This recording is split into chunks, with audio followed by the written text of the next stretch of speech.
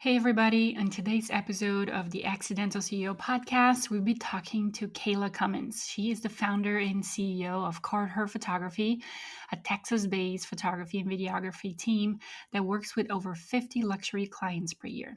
They're known in the local industry for their uncomplicated and seamless experience for their clients and vendors. Masters in vendors relationships and client experience, they've been able to build a multi-six-figure business that single-handedly support their household doing something that they love. Cayla and I got into how to build a team, how to let go of control, how to choose the right person to be in your team, and a lot of the logistics of how to deal with the day-to-day of having a team that represents your brand.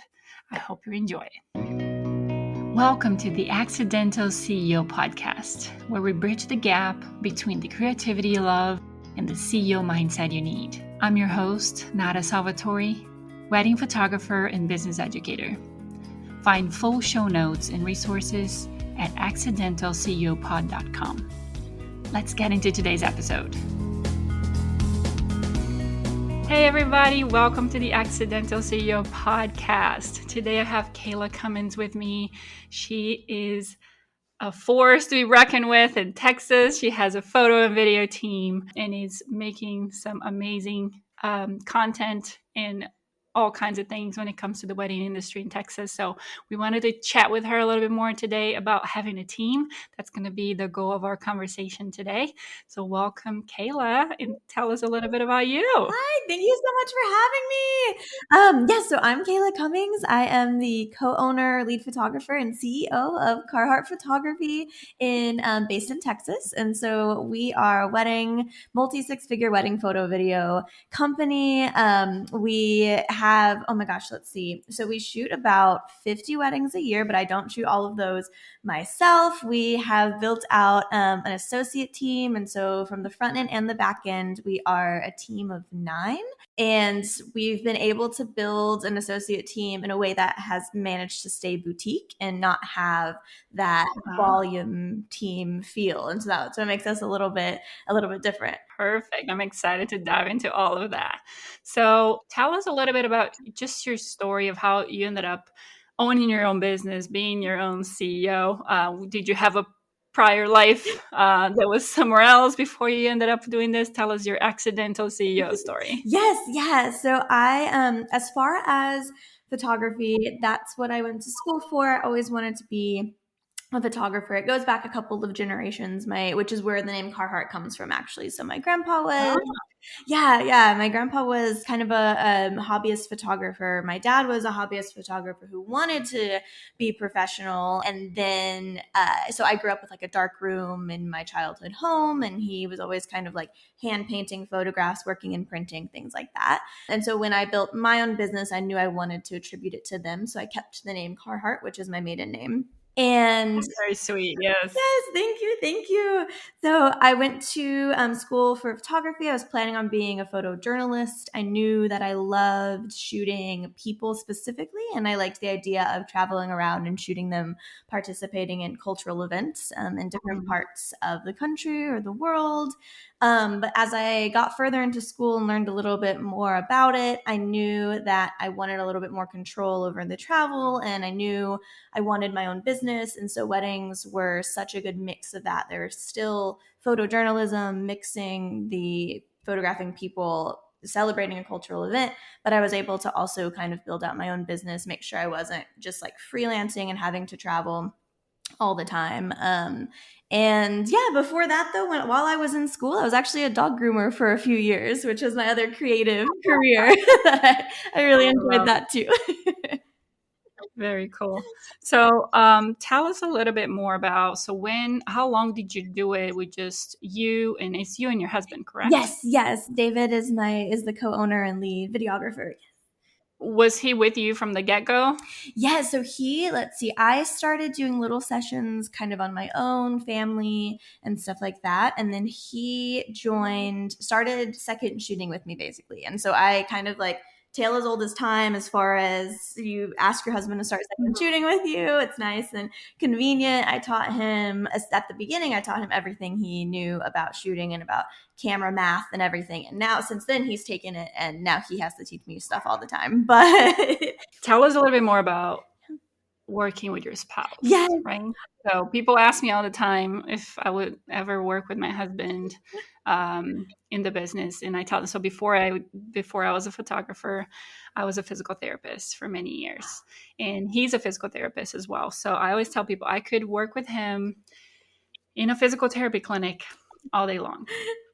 No problem being in the same place. But when it comes to the wedding day, I don't think it would work really well together. I'm very fast paced, gotta be quick on your feet, you gotta think ahead. And he is the kind of person that processes information Yeah. before he does things. He's like, he thinks about things and he wants to be perfect. I'm like, we don't got time for that. We gotta go. So I always tell people I would love to work with him in a physical therapy environment.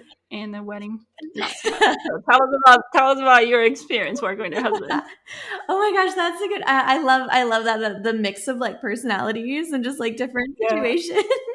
We do pretty well. We definitely like there are moments when like our second shooters kind of joke like mom and dad are like fighting. We're really like snickering in the corner, like, how do you want to set up the toast? Well, I want them here. Well, like I need them over here, and just kind of like moments like that. Mhm. Um, but it is nice as far as knowing, since he does primarily the videography and I'll do primarily the photography, it is kind of nice knowing what the other person needs, being able to kind of look across the room. It's nice being like, I don't want that camera on that tripod right there. That's going to be in the first dance shot, and having the ability to move that, or vice versa. Like I need your second shooter to not be right there at the end of the aisle. They're going to be in the video, stuff like that. And so that's been really nice. My parents, as I was growing up, had their own business together, and so it's something I always kind of really wanted, but I never knew it would happen. And so it was nice when David ended up being really interested in joining in the business. I love it. That's great.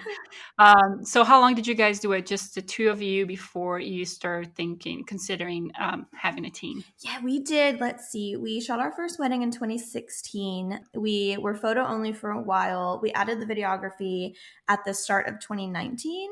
2021 is when that summer is when I put out applications for the first time for associate shooters.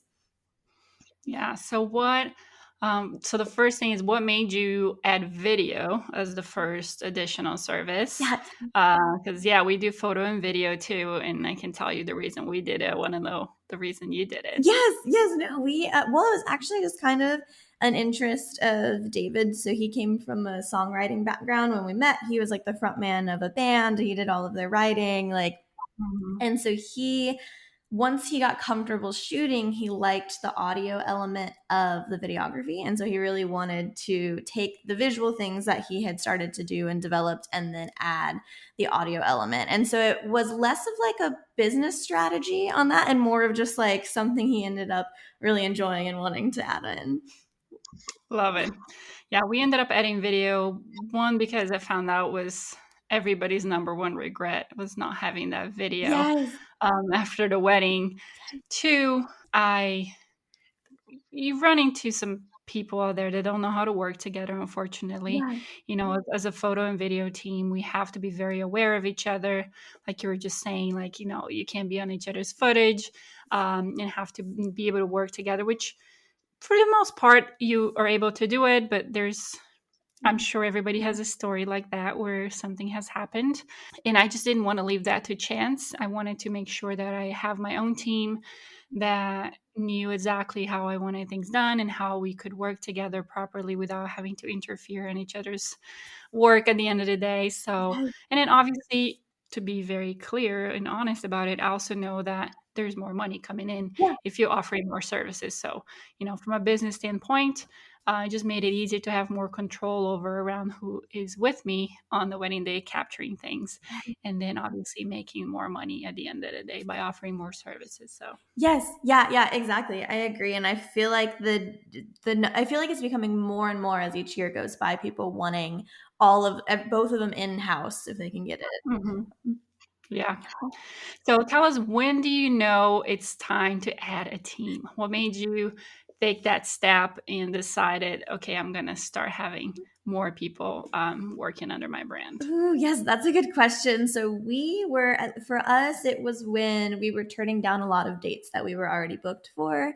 And this was, of course, like summer of 2021 is when I decided to finally do it. We were kind of somewhat post COVID, especially in Texas, lots of weddings Mhm. happening. And so we were turning down so many dates we couldn't possibly do anymore physically. We were already doing like the 50 just us on our own.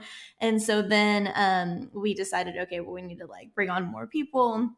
It was a long process because of like everyone else who is curious about building associate team, the trust and the control. And so I did spent probably a year to a year and a half talking to like mentors, trying to figure out how to structure it, because I was so nervous about it. So I finally put out those applications eventually.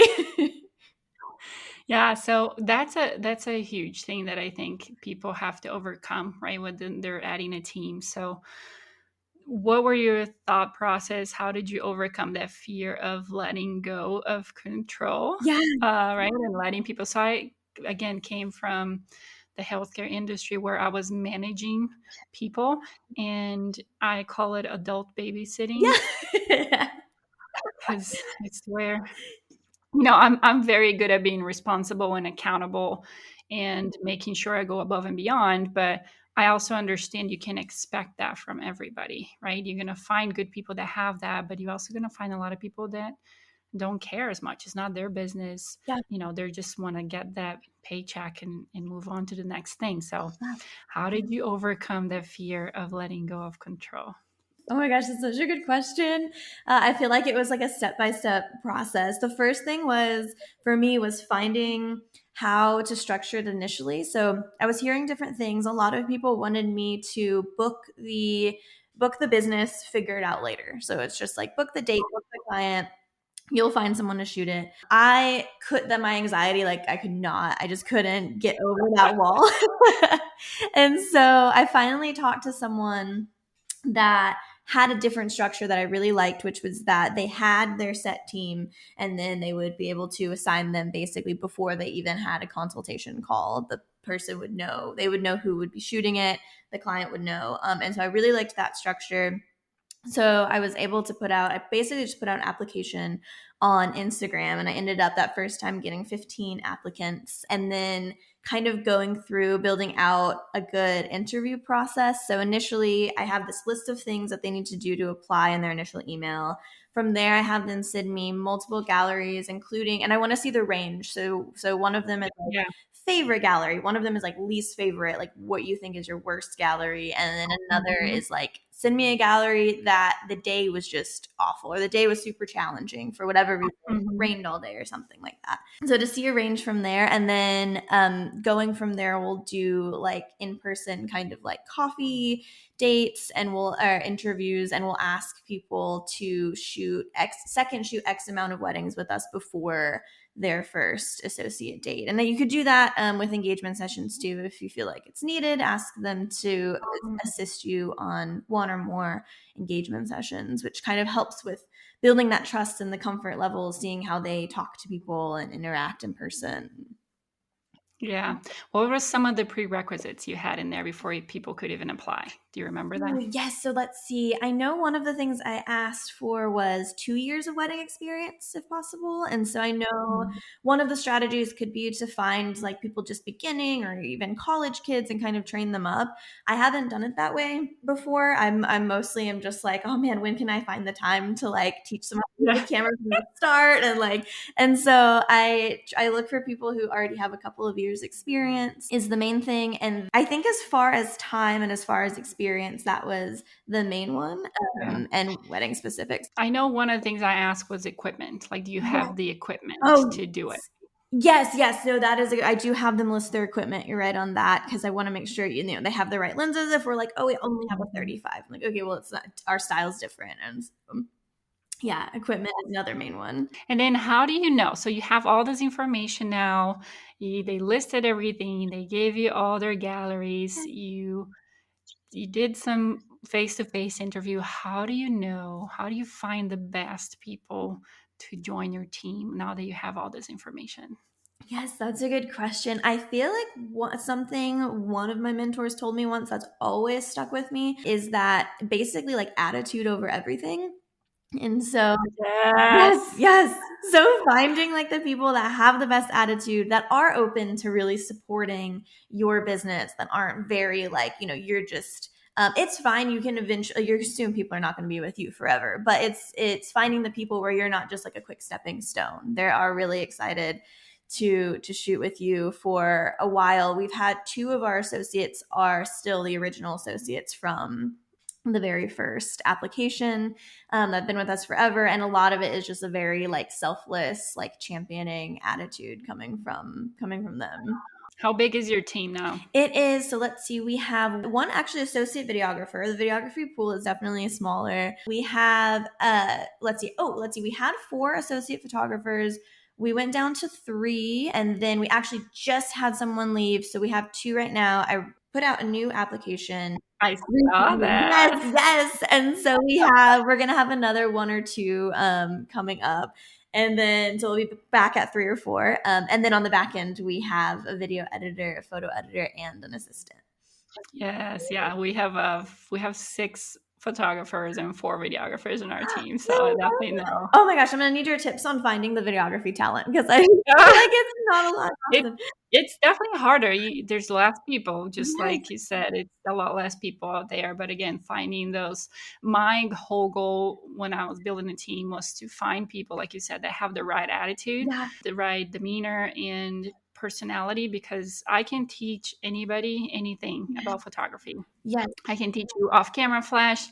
I can teach you the logistics of the wedding day, but I cannot teach you how to be accountable, how to be a yes, good person, how to care for my clients and go above and beyond. Like, those are not things I can teach you. yes, So, I rather hire somebody who I know will represent my brand well and will be, just going above and beyond and really caring about things yes. than somebody that's really a good photographer and have good skills. So I would exchange that any day. Yes. Oh my gosh, I love that. Yes, that's such a good point. Being able to teach those like technical skills, but that like inherent like responsibility, being on time or early, all of that stuff, just being part of who you Exactly. are. Yeah. What did you find is the best way to train a new member of your team? Hmm.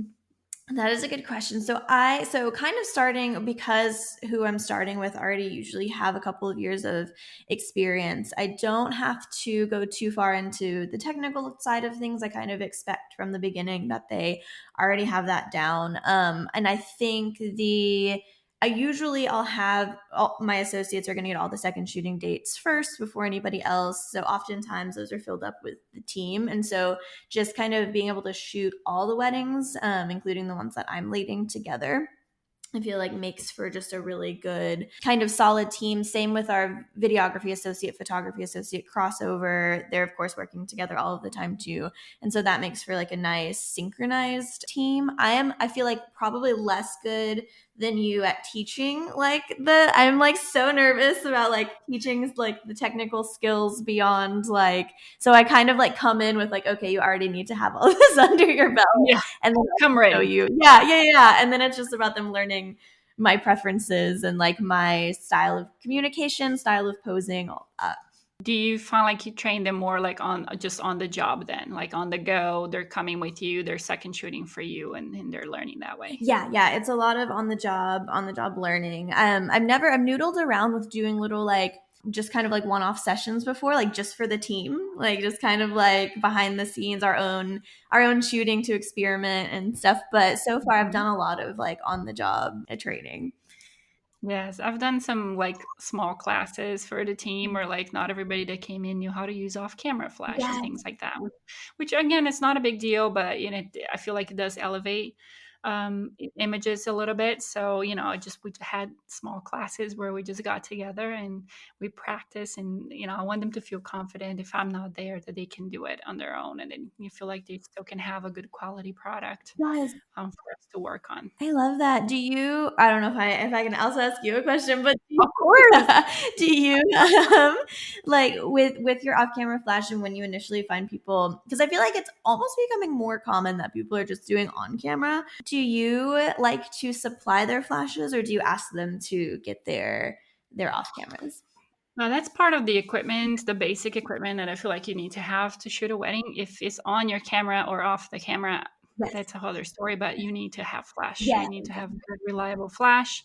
There's a lot of venues that we shoot at where you cannot count on natural light. So, we shoot all over the place. You need to have it. You don't even know, even from a getting ready situation, where you're going to be, how dark it is. So that's something that people need to understand how to use, and have the equipment for sure. Yes, I agree. Hey, wedding photographers and event planners. Say goodbye to time chaos with Timeline Pro. Our app turns your workflow into a breeze, letting you create and customize stunning wedding day timelines in minutes. Share them with clients and vendors for instant feedback, all within the app. No more endless emails and coordinating headaches. With our easy-to-use templates, shot list tracker, and sunset timings, your planning becomes as joyful as the events you're crafting. Dive into a stress-free planning experience and make every wedding a masterpiece. Download Timeline Pro now and transform the way you plan weddings and events. For more, visit timelineproapp.com. So, are people that work on your team, do they still have their own businesses, or they have to only work for you? Yes, that's a good question. They do have their own businesses still. One of the things in when I kind of put out the applications of who it might be a good fit for, usually it's people who they can have their own business, but they don't have time for the back end stuff. So whether it's they have kids, they are running their own and can't take on like anymore. They only want to take 10 dates themselves or whatever it might be. They don't want to do the consultations with clients, have do the editing, all that stuff. They just want to go out and enjoy shooting on the weekends. And so all of our associates still have their own business. Actually, our videography associate doesn't. He's like starting to build his. And so since everyone is a contractor, that works really well. I've also looked into potentially like salaried employment at some point, in which case then there might be more of like a non-compete like situation have to talk about. Yes. So yeah, that's definitely something to consider when you're building a team. So understanding that if you want the experience, you most likely are going to be getting somebody that has a business already. Maybe they just don't have the volume, right, that you can offer to them. So how do you navigate conflict when it comes to dates? Let's say somebody, or how early do you assign a wedding to somebody? So let's say you have a wedding in May that you already assigned to a certain person, and then now they get a last minute booking on their own business for May. How do you navigate that? Yes. Oh, that is a good question. So we have them sign a contract when they first sign on. And in that contract, it says that they're at least open to taking dates 12 months in advance. And then I ask everybody that before they send me their portfolios too. Like, does this work for you? Like, you need to be able to be open this far in advance. And then when a date, so kind of like our process as far as dates, when someone inquires, I'll send the team the date and the venue. They can let me know whether they're available or not, or whether they'd like to shoot it or not. Going from there, the client will know in that initial email before they even schedule their consultation who their lead photographer will be. And then once they schedule a call, I'll double check that person's still available. And once they sign on, they save the date. I send them a deposit. And so they're locked into the date. Only once have I actually ever had someone back out of the date. I've never had it otherwise, but someone got a kind of like a bachelor's, like celebrity style, like potential to shoot that. And so I understood why she wanted to take it for herself. Right. So that was my first time kind of working through that, but it was a smooth transition. She'd already done their engagement session. I let them know like, okay, we're transitioning over to this lead photographer. If you want another engagement session, Like, we'll do that on the house if you just want to be able to spend time with her before the wedding, to feel comfortable and everything like that. And so it went over really smoothly. They ended up not wanting another engagement session. They were fine with it. The wedding day, they were like really happy. And so it was a little scary on my end. Like, I was like, what if they're going to be so mad and like what? But it ended up being fine. That's good. Do you have your teammate meet with the client themselves, or you are the one who does the consultation? Talk to me about the logistics of connecting them with the team. I do all of the consultations, and then they can do an engagement session or a bridal session with their lead photographer. And then we do a planning call a few weeks out from wedding day. And usually that's when videography will be on that call. It's more important for videography to be on that call because usually they haven't really had much of a touch point before then. And then ideally both other team members will be on the call, photo and video, but I don't require it. And then the couple knows too, the planning call will be with us. The other team members will get the date, and if they can join, they will. But it's mostly for me just not trying to manage too many calendars. Yeah, yeah. Do you have an editor, or are you still the one that edits everything? No, we do have an editor on both sides. So I have an editor on the photo side. I'll usually do the sneak peeks, and so that'll kind of be like the base and the anchor edits, and then I'll send them over to her. And then same thing with videography. We'll send everything to our video editor, and then he sends it back for approval. We look at color. We were always did color on video ourselves until very recently. He's finally taken that over. We're like, okay, Wow. he's doing a great job. We're like, oh, okay, you're doing better than us, which is usually what happens when I hand something off. I'm like, oh yeah, okay, you're more talented than me. Perfect.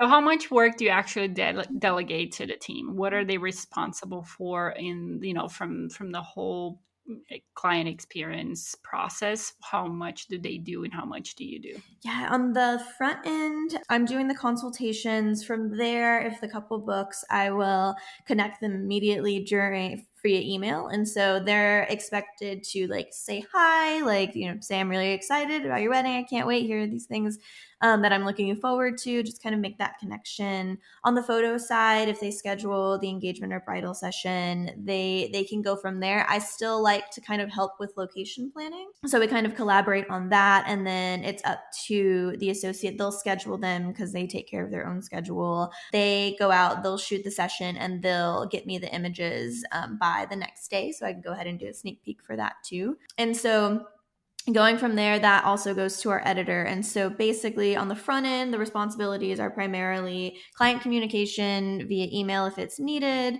being on any of the calls, like if they're available, I'll let them know when they're happening. And then the just execution of the shooting, and getting me all of the images in like a super timely manner. And then on the back end, it's all of the editing. And then I'm doing primarily all of the calls, communication, admin work, stuff like that. So we're gonna go very logistics now and try to help people understand how to do these things. So what program do you guys use for them to get the images to you? So let's say you're not on the same location, they're shooting by themselves, you have maybe two teammates taking care of a wedding, so you can't go grab those cards right away. How do you get the images from them? Ooh, that is a good question. So so when it comes to engagement sessions or smaller sessions, we will have them just drop it via Dropbox or WeTransfer, and that usually works perfectly fine. When it's a wedding, everyone is expected to be in Austin currently. We actually just had someone ask if they could apply from Houston, so I would think about this more then. But in Austin, they're close enough to drive, so we will actually just drive the next day and get the SD cards. It is an option for people to mail them because they are backing up on their own cards. So that's a possibility. I've never tried that. It seems like nerve-wracking. So we go pick them up physically. But we actually just built out a NAS system. And so that is, for anyone who doesn't know what a NAS system is, it's just like kind of like multiple, like there are like 6 hard drives. If one of them fails, everything's backed up to the next. It's a really robust backup system. And so One of the options potentially there is to set up a cloud system, have everyone create an account, and potentially be able to access the NAS. We're still like working on building that out. But then Mhm. if that could work, then they can just drop everything directly to the NAS system, which would eliminate the driving and the pickup, which would be great. So we're working on that, but currently we'll just drive the next day and pick them up.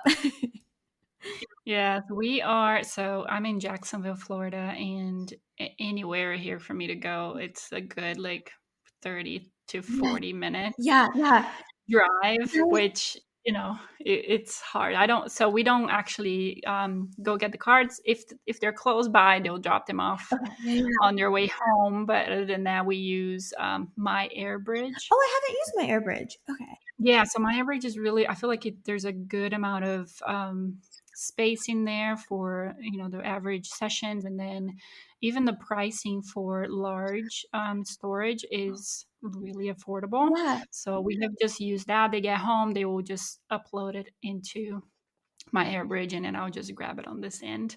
So it might be a good option if you start having teammates that are Yes. from out of Yes. town. So Oh, I love that. I'm gonna check that out.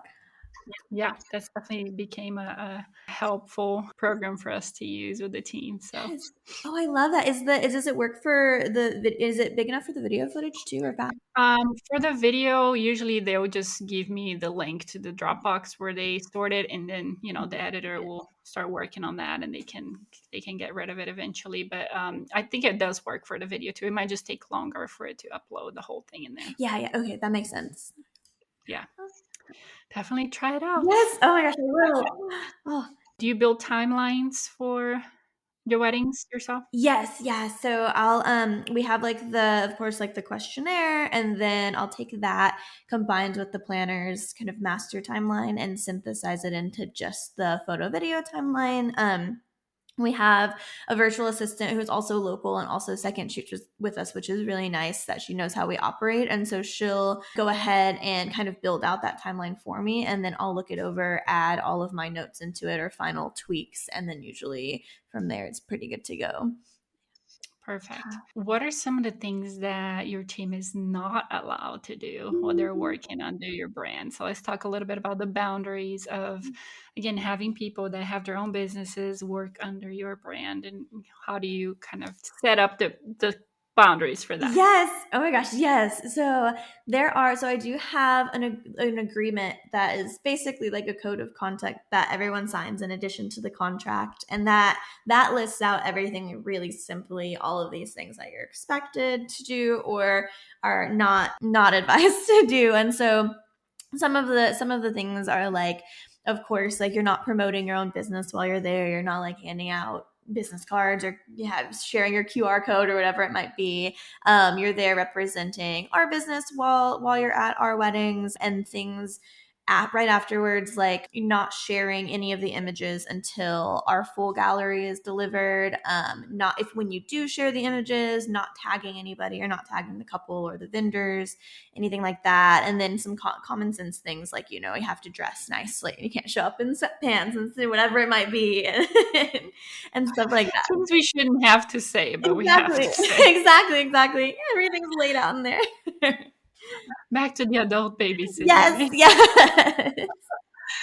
Perfect. So they can still use the images, just have to wait until you deliver the full gallery and no tagging of any clients and vendors, correct? Yeah, exactly. Yeah, I do let them use the images just without that kind of bridge of the tags or sharing anything before the client might have seen it.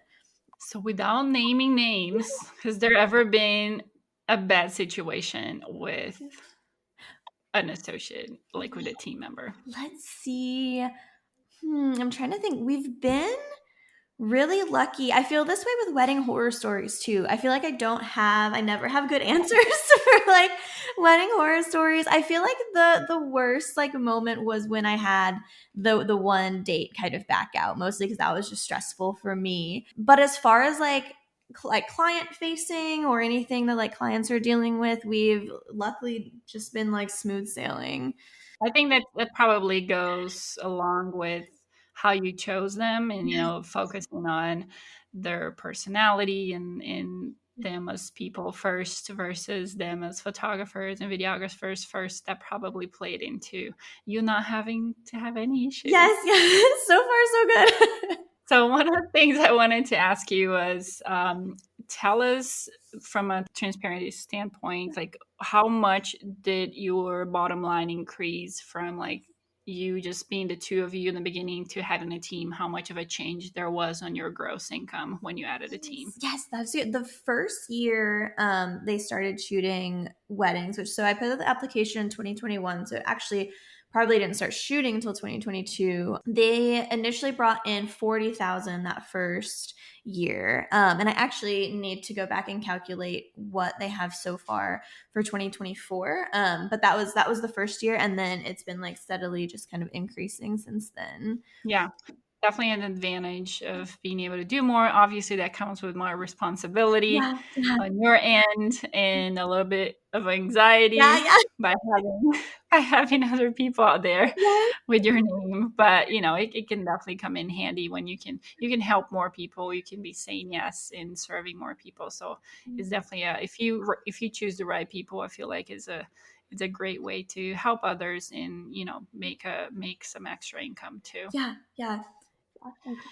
Do you have your team sign a contract just at the beginning of the year that is for the whole year, or do you have them sign a contract every time they have an assignment? I just have the annual contract. So with the second shooters, I still usually do a date by date contract, but with the associates, it'll be signed at the beginning of the year or whenever they're starting, and then Mhm. just kind of annually check in and re-sign because some stuff will have to be updated in there too, like wages and stuff will increase, and so.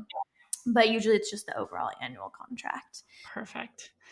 The what did you feel like were the main advantages and disadvantages of having a team? Yes. Ooh, let's see. Okay. I actually made like I ended up thinking while I was thinking things through, I was like, okay, this it's kind of cute. For the positives, I ended up having three S's, and for the cons, I ended up having three C's, which I'm now Ah, gonna expand love it. forward. But the positives I felt like were scaling, of course, so being able to take more dates, scale your revenue, and just kind of going from there, having people that can take those dates that you're already booked for or dates that you might otherwise just like want off. For example, July and August are super hot in Texas in the summer. We won't shoot them, but our associate team is still up for shooting them, and so they'll shoot July and August while we're like doing our kind of summer vacation thing.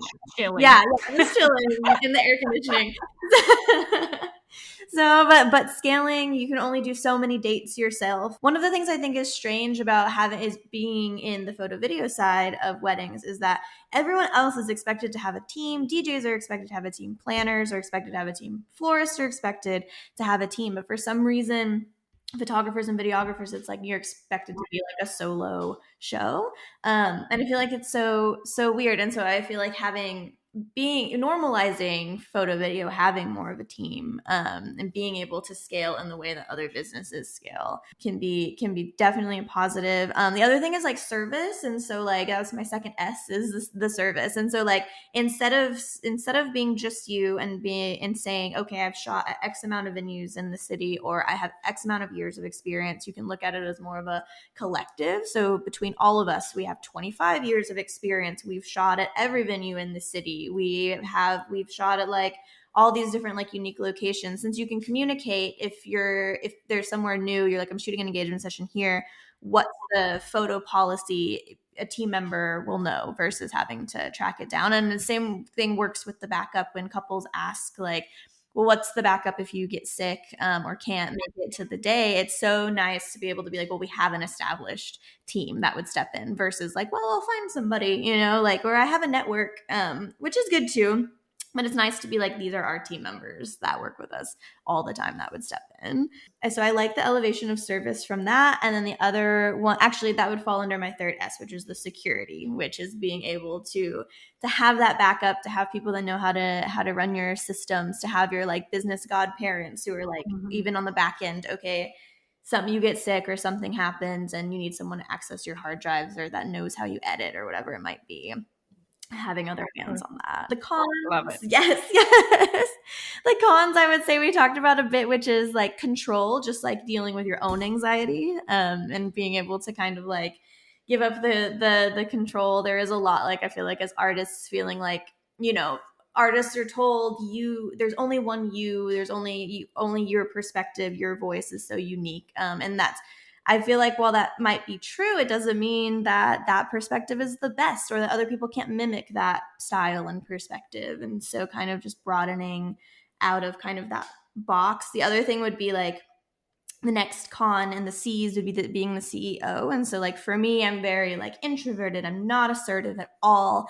And there's a lot of things in like the leadership personality type that you're like, okay, well, I'm not that person. So like, how could I be a CEO? How could I lead a team or teach anyone anything or have, have, I'll just do it myself. You're like, I'll just do it myself. I don't want to worry about anybody else. But I think kind of trying to shift that mindset and just giving it a shot, because I think there's definitely space for us and a need for the more like softer introverted personality types in like leadership and in CEO roles. And then the other thing is, the other con would be communication. So being a little bit more available for that communication if someone, needs something or has a quick question, or making sure you're on top of those emails between client and associates, checking in on that, just having a little bit more responsibility in with that communication side of things. Yes, I love it. 3 C's. I love it. Tell me, I want to hear a little bit more about what does the conversation sound like when you're trying to sell the team, when you're not going to be the one there. So if I'm the client, we're having a consultation, and I say, how do I make sure, how do I know that, it's going to be okay, that I'm going to have the same quality of work or the same kind of pictures if it's not you? Like, I really wish that you were the one shooting my wedding. Yes, that is a good question. So that initial email is a little bit helpful in that I'll say, congratulations, we're available for your wedding on X date. You'll be working with our lead photographer, Tara, or something. So I try to like set it up before they even book the call. And if for some reason that freaks them out, they might not book the call, but like, essentially, normally they'll book it initially and like learn a little bit more, but when we're on the call, we're kind of, the sales call or the consultation call is essentially just like the same as when I do it for myself, but I'll make sure, I'll be like, and then did you see the part that like Tara would be your main associate? Like I'll let your main photographer, you'll have your engagement session with them, all that stuff. I'll let them ask any questions on that. But the process is explaining that the process is exactly the same. The editing is exactly the same. We're still your editors. They've been with us for X amount of years. And then a lot of times with an associate, they'll ask for like a gallery. And so I'll always send them like a full gallery from their associate. And I found I used to let them choose. I used to have bios and profiles for every associate, and everyone who was available, I would let them kind of decide. And then I found, at least for us, people were having like decision fatigue, and they would just be kind of paralyzed by it and be like, I don't know, who do you think has a personality that fits mine? And so instead I started being like, here's who your person will be. And that started going over faster and people were signing on faster. Perfect. What are some of the things that you do to help your team feel appreciated and kind of, be willing to be with you and go above and beyond? What are some of the ways that you found that you can show them that appreciation? Well, that is a good question. I feel like my biggest priority with the team is like protecting them. So like they come first for me. It's not very it's not like, oh, for example, I'm trying to think of a good example because we don't have the horror stories, but like if a client said something or was being a difficult client or anything like that, it would be, for me, the team would come first. And I have no problem like if a client is like, actually I want to do this like session in 2 days and I have this idea and like I expect you to do that, I'll like message the team, be like, do you want to? I have no problem saying no, just like saying no to the client, like they come first. So just keeping that team mentality and that like we're kind of like protecting each other, making sure that like everyone is happy in that sense. When it comes to like more of like fun stuff, like outings and things. I'm actually bad at that. I just did my feedback form, and like all of our team members were like, we'd like to like hang out more. But in my mind, I'm like, when you have a corporate job and they invite you to like go golfing or whatever, you hate it and you don't want to go. So like I never want to like make the team members do anything, but it turns out they do want to hang out. So I need to plan more things like that. But if you have any ideas, I'll take those. No, it's always good. I feel like we work alone a lot as creatives and photographers, so it's they probably crave that connection. So yeah, I can definitely. We do try to do a team dinner every year at the end of the year to kind of celebrate the year, and I invite significant others as well, so they can bring their person. We can get to hang out a little bit, but there's many things for sure that we can both be doing more Yes. and more of. Yes, I love that. I love having the significant others too, so they don't feel like I have to go to the Yeah. yeah. So that was a great conversation. I really appreciated you sharing all your insight with us and talking to everybody a little bit more about how to grow a team, some of the strategies, some of the reasoning behind it, some of the pros and cons. So tell us, where can everybody find you so they can follow you and see your beautiful work? Yes, yeah. So we are everywhere at Carhart Photography. So it's Carhart photography on all the places: YouTube, Facebook, Instagram, TikTok. And then if anyone ever is considering building an associate team and they're like, oh, I want to see that code of conduct agreement, or I want to take a look at what that contract looks like, things like that, you can feel free to message me or email me too, which is also hello@carhartphotography.com. And I'm happy to like share those resources. Oh, that's very nice. Thank you. Thank you, everybody, for listening to us today. I hope to see you soon on our next episode, and we'll be sharing more amazing strategies with you guys to help you fall in love with the business out of your business. Bye. And that's a wrap for today's episode of the Accidental CEO podcast. Thanks for hanging out with us in the world where creativity and business strategy collide. I am Nada Salvatore, thrilled to have shared this time with you. Remember, every episode is a step closer to mastering the art of being an accidental CEO. So don't miss out. Hit subscribe, drop us a sweet review, and spread the word to your creative tribe. Your next big breakthrough could be just one episode away. Join us next time for more insights, laughs, and actionable tips. Keep pushing boundaries, dreaming big, and embracing the beautiful chaos of entrepreneurship. Here's to make magic happen in your business and beyond.